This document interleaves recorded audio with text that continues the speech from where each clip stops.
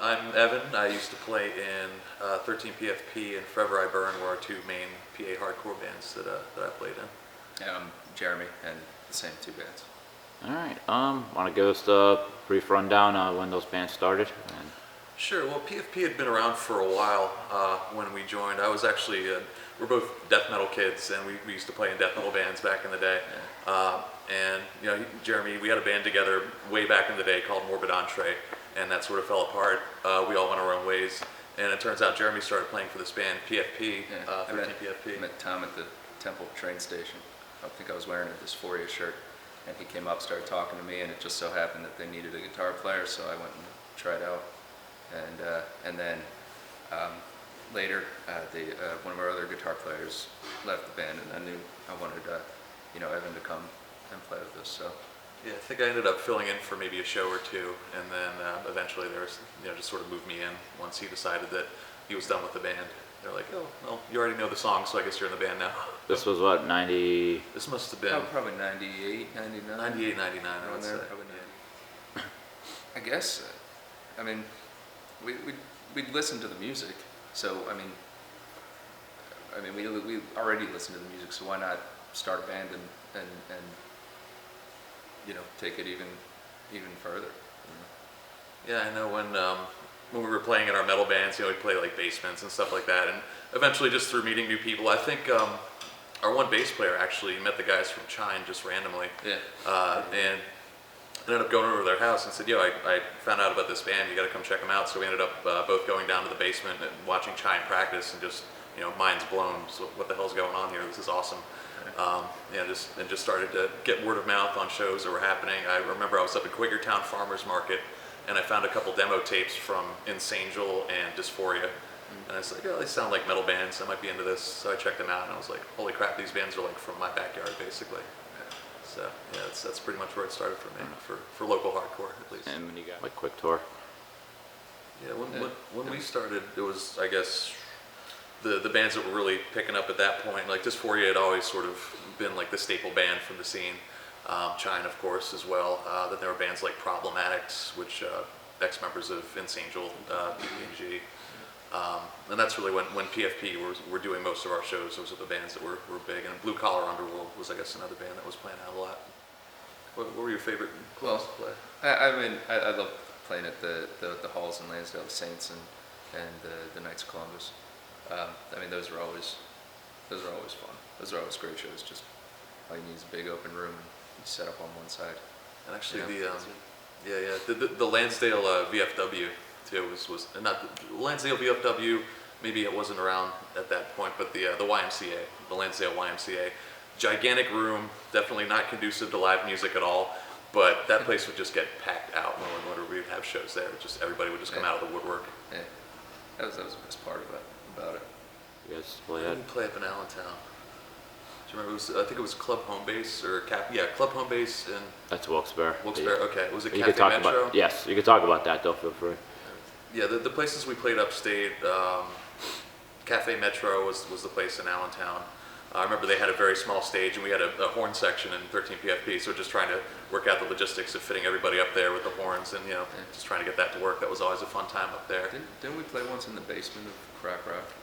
We did, in fact. Yeah. Oh, that was a good time.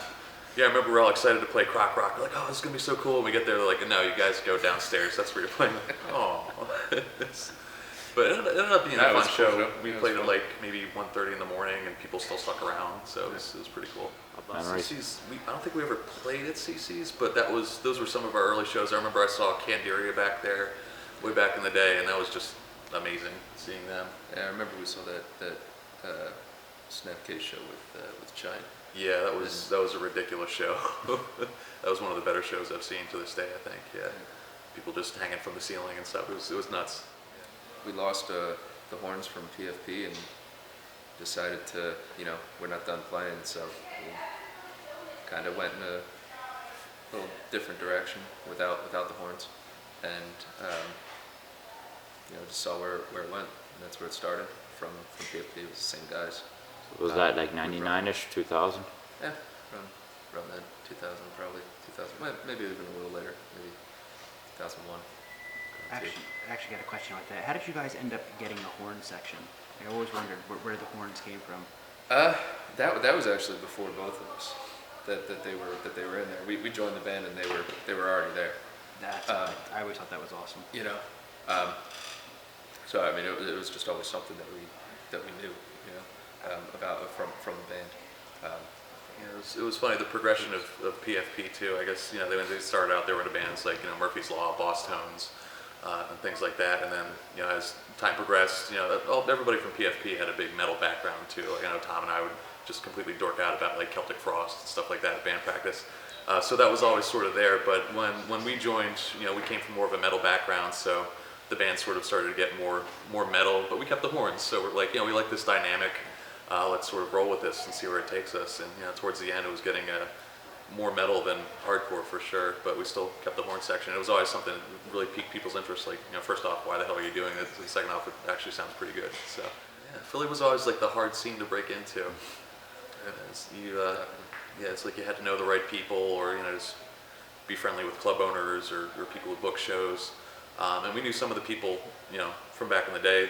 Like, you know, we had met Joe Hardcore a couple of times. We never really, I don't know, I guess we never really pursued Philadelphia as much as maybe we should or could have.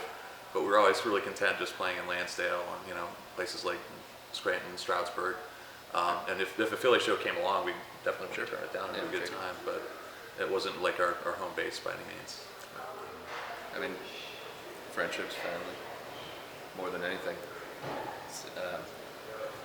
I mean, there's no other place you can travel across the country to play a show and they invite you into their house to stay for that night. You know, people you just met that day.